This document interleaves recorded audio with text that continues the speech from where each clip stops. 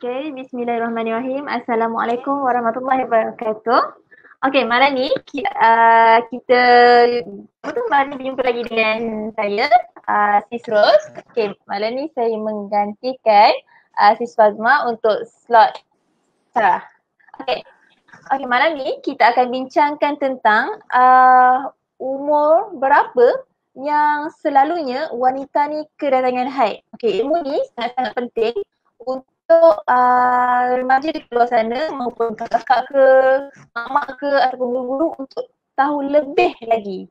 Okay, jadi tanpa membuang masa untuk mengetahui dengan lebih lanjut lagi, saya serahkan kepada Sis Fahana. Okay, silakan.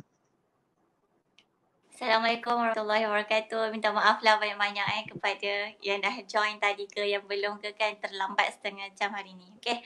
Tak apa, cabaran apa yang beratang kita teruskan juga dengan kita perkongsian ilmu. InsyaAllah malam ni Assalamualaikum.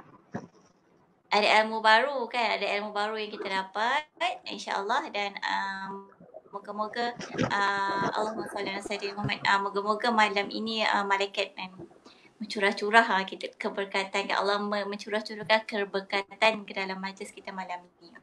Okay, so insyaAllah hari ni kita dah alhamdulillah kita siri kelima kan. Pejam celik dah siri kelima dah kita ni. Dan kita berada di bawah tajuk haid masa kan. 2 minggu lepas kita dah belajar tiga perkara penting dalam ilmu darah wanita ni kan. Iaitu apa 3 perkara penting tu? Masa haid, kadar haid dan sifat haid kan. Sifat tu termasuk warna lah, warna, bau, rasa kan. Kalau dia punya kadar haid tu dia ada kadar-kadar tertentu kan, sikit dia ke banyak ada ke. Dan masa haid tu dia ada tempoh-tempoh dia. Dan malam ni kita akan bicarakan tentang subtopik berada di bawah haid masa. Okay, haid masa, haid ni lah.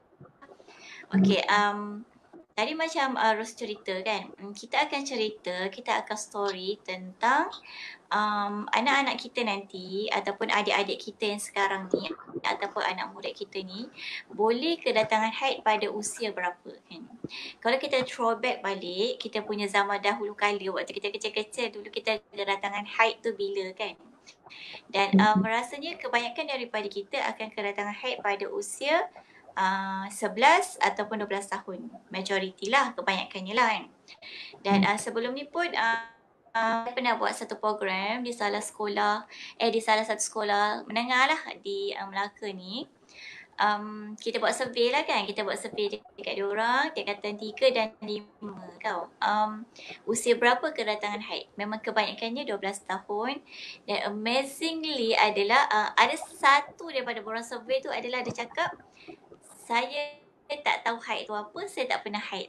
Satu orang tu. Tapi disebabkan orang tu kita tak tulis nama, so kita tak tahulah siapa orangnya kan. Tapi benda tu memang realiti. Rasanya itu tingkatan 3 mungkin. Bayangkan tingkatan 3 belum kedatangan haid kan. Maknanya dia ada something wrong lah. Dan ada juga nanti dinyatakan di belakang sedikit ilmu bahawa walaupun perempuan itu tak kedatangan haid lagi kan, mungkin ada beberapa faktor dia tak keluar darah tu. Ada satu usia tu walaupun darah tak keluar tapi dikira dia dah haid dah, dia dah balik. Bukan dia dah haid, dia dah balik. Nanti kat belakang kita akan bicarakan dah. Okay, so clear malam ni kita akan bicarakan tentang umur anak-anak kita, adik-adik kita yang boleh kena haid nanti kan. Kalau disebutkan kenapa ilmu ni penting, ilmu ni tak penting untuk kita personally lah, diri kita sendiri, sebab kita dah mengalami haid berpuluh tahun yang lepas kan. Dan ilmu penting untuk kita ajarkan kepada kita punya anak-anak nanti kan. Sebab bagi saya kan, tempoh anak-anak kedatangan haid tu yang paling penting adalah ibu mereka. Betul tak Ros? Kan? Betul. Mak dia paling penting kan. Sebab dia nervous waktu tu. Mungkin anak-anak sekarang dah tahu dah. Kita dulu kalut kan. Ingat lagi dulu waktu kedatangan haid first tu kan.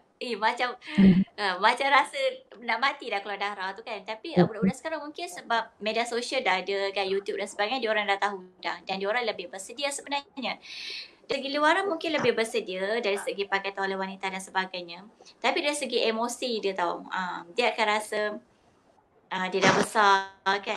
dah besar tu ada dua lah persepsi. Satu rasa dah besar, satu lagi rasa takut kan. Takut, oh macam mana ni dah besar ni kan. Lepas tu pentingnya ilmu ni sebab kita nak buat persediaan untuk diri kita sendiri. Kita nak terangkan kat budak-budak ni kan, kat anak-anak kita nanti. Kita nak terangkan, okey kakak dah besar, kakak kena solat penuh, kakak kena ni, kakak kena ni. So kita kena ada apa nama dia? Kita kena ada juga kena ada persediaan untuk supaya anak-anak kita bersedia di future nanti. Okay. Okay, so kita masuk kepada tajuk. Kita insyaAllah mohon ada nota, buku nota, mohon ada apa? Kalkulator tak perlulah. Kalender agak perlu juga sebenarnya. Bidan darah wanita ni sebenarnya antara benda yang paling penting adalah buku tulis, pen ataupun pensel dan kalender. Sangat penting sebab kalender ni kadang-kadang contoh orang tanya kan Jun dengan Julai kan, ataupun Julai dengan Ogos kan, dia bulan lepas kena datang haid berapa hari, bulan ni berapa hari. So kita nak tengok kan, selalu kita kira kat sekolah 30 kan, Januari, Februari, March tu kan. So lambat. So kita tengok kalender, kita dah tahu dah berapa hari. Kalender sangat penting untuk pengiraan darah wanita lah. Tak kisah haid ke, istihadhah ke ataupun nifas, semua penting untuk kalender tu. Okay, so kita masuk kepada tajuk kita. Terima kasih yang baru masuk. Mohon share kongsikan live ni sejauh mungkin. Moga ilmu ni sampai kepada kawan-kawan kita, kepada kawan-kawan kita yang dah jadi ibu kan, ataupun kita sendiri yang bakal jadi ibu pun tahu ilmu ni. Okay, terima kasih Bu. Mohon panjangkan lagi. Moga insyaAllah ianya bermanfaat pada yang lain. Okay, so tak lain tak bukan, kita memang akan belajar tentang skop dari segi fiqh Imam Syafi'i kan, fiqh Syafi'i kita ambil kan. Okay, dari segi definisi dia kan, Imam Syafi'i radhiyallahu anhu menetapkan bahawa tempoh terawal seseorang wanita tu boleh kedatang haid padalah usia 9 tahun Qamariyah, iaitu tahun Hijriyah lah, tahun apa? Tahun Islam kan. 9 tahun Qamariyah takriban. Takriban tu macam mana nak cakap orang Melayu cakap takriban tu lebih kurang lah macam tu.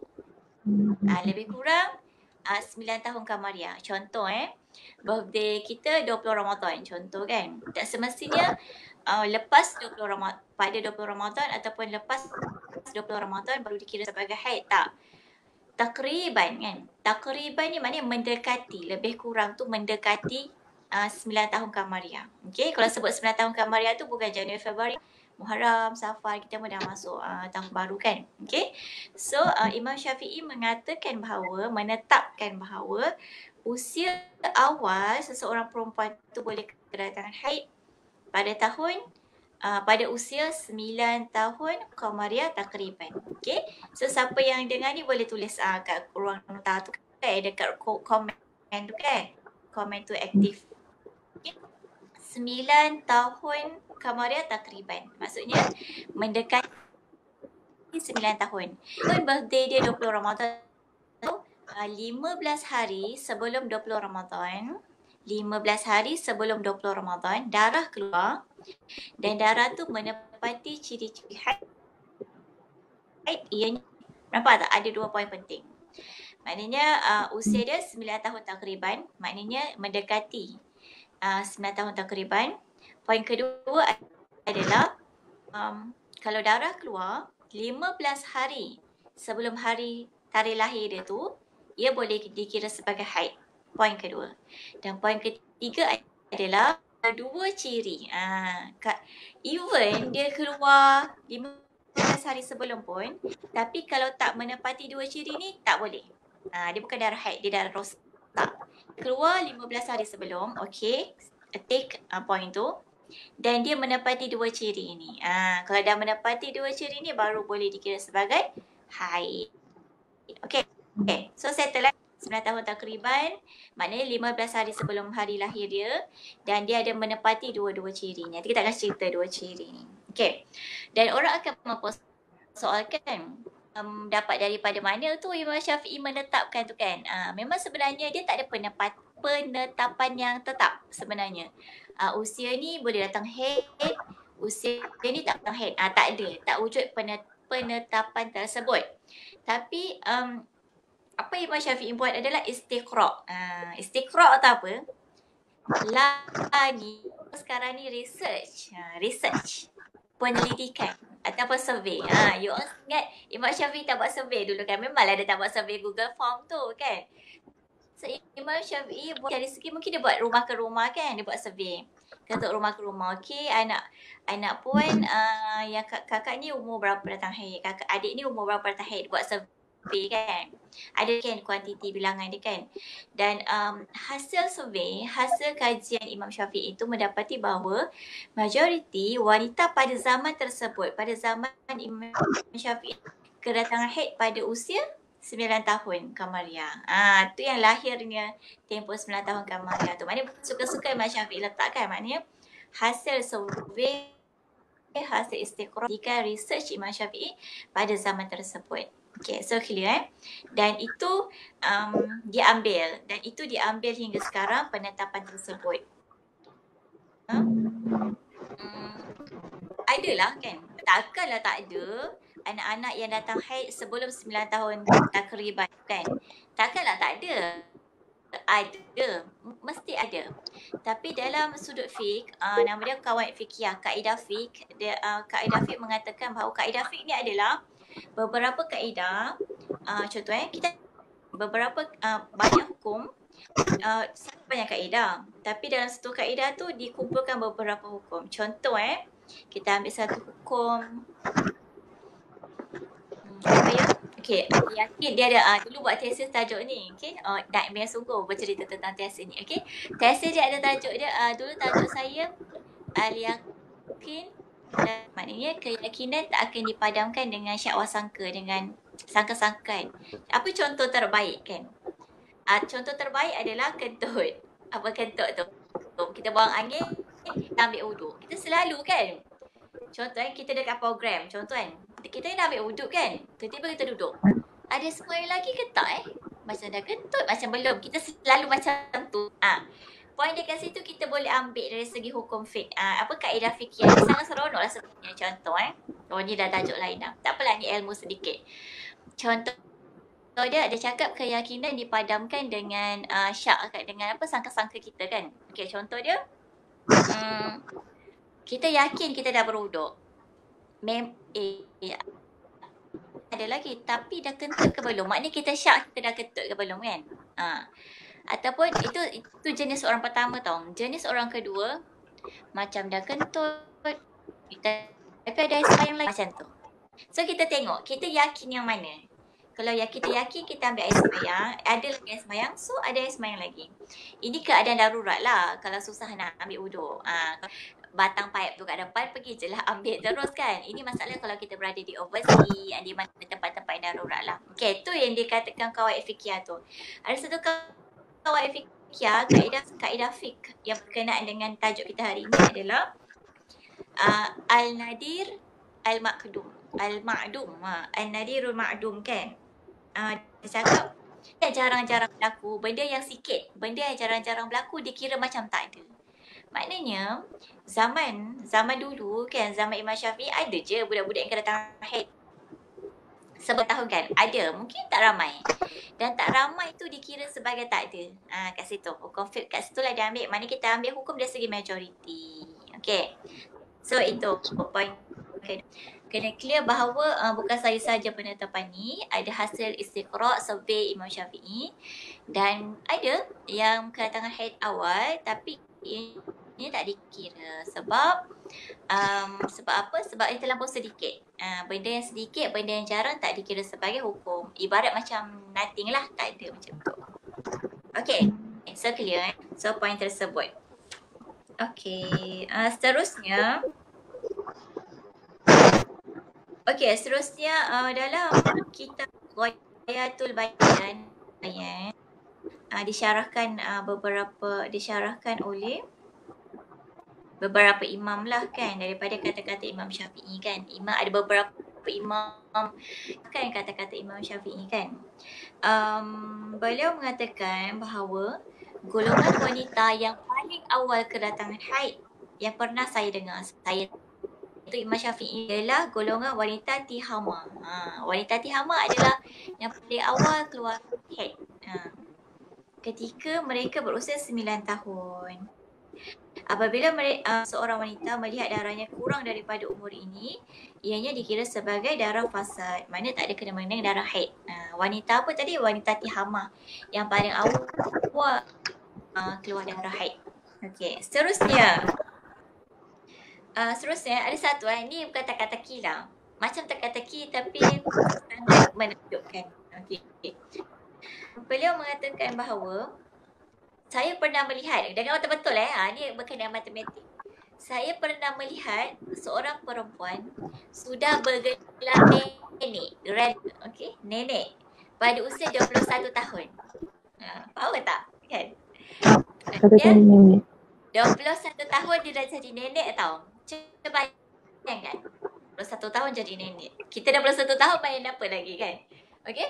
21 tahun dia jadi nenek. Maknanya dia kedatang haid pada 9 tahun. Kan?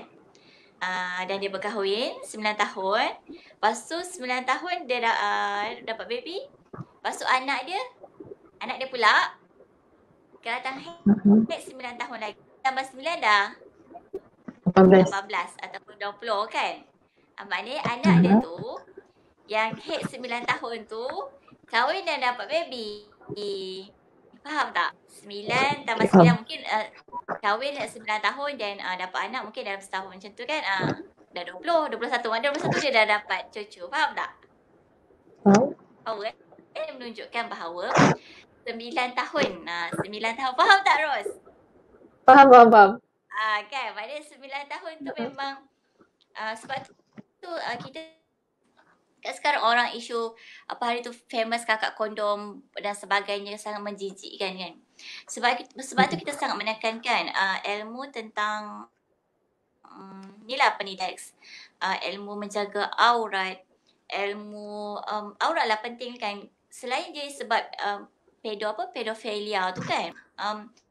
Ini lebih anak yang dah 9 tahun dah haid tu, kita kena tekankan bahawa dosa dah tanggung sendiri satu hal dan dia memang sangat budak-budak 9 tahun ni. Tapi kita kena ajar bahawa dia start jaga diri dia tu. Pakaian dia, kadang-kadang 9 tahun ni badan baru nak naik kan. Kita memang kena jaga dari segi pakaian dan sebagainya. Kita tak tahu mata-mata yang tengok sebab dia dah subur 9 tahun tu. Sebab tu kena jaga-jaga anak-anak adik kita. Memang kita agak garang kadang-kadang kita marah bila dia pakai seluar ketat dan sebagainya, tak pakai tudung.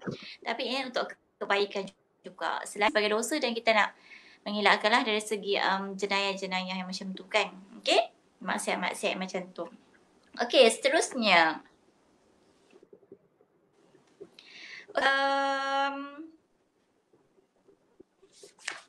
Tadi kita pergi kepada 2 syarat tadi kan.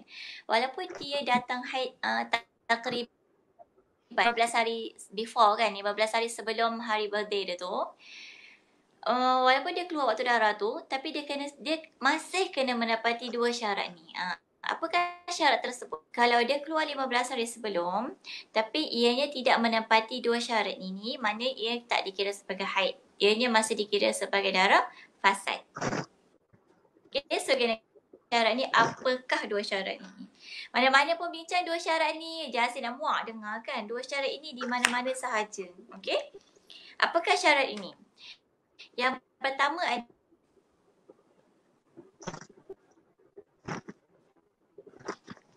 darah itu keluar mesti lebih daripada 24 jam.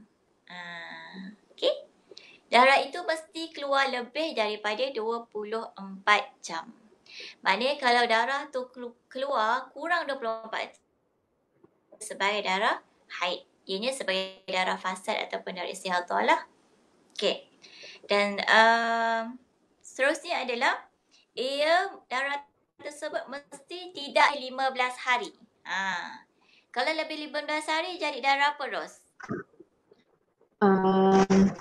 Istihadah. Lebih 15 hari. Istihadah. Darah apa? Istihadah. Istihadah, betul. Darah istihadah. Maknanya dia ada menepati 2 syarat ni lah. kalau budak tu nak keluar head 15 hari sebelum, lepas tu darah tu cukup 24 jam. Okay, tick. Darah tu tak lebih 15 hari. Okay, tick. Itu darah haid.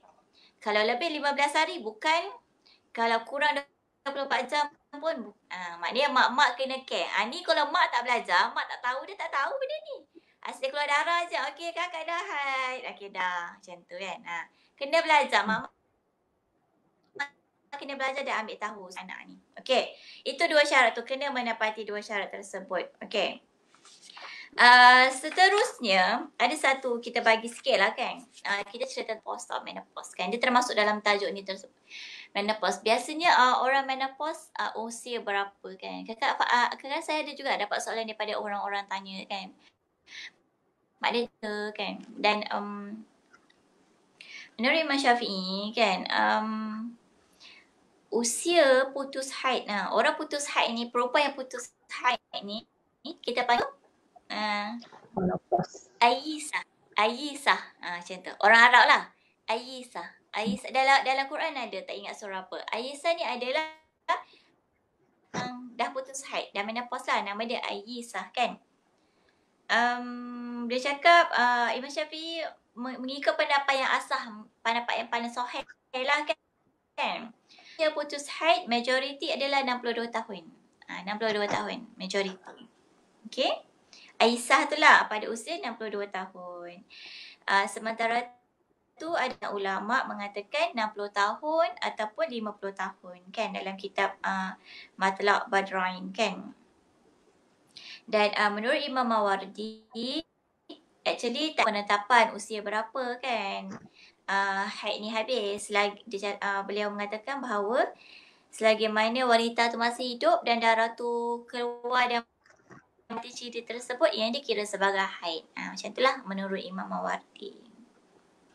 Okay, dan usia menopause juga dia kadang-kadang berkait jugalah dengan keturunan. Kan dengan keturunan saudara-saudara mara tu juga berkaitan jugalah. Okay, selain dari segi pemakanan dan sebagainya. Okay, so kalau orang tanya soalan anak saya keluar haid 10 hari sebelum birthday dia. Haid ke tak haid tu? Darah tu. Ros nak jawab apa? Haid. Sebab dia kurang daripada 15 hari. Okey, betul tapi tak tepat. Sepatutnya nak tambah apa lagi jawapan?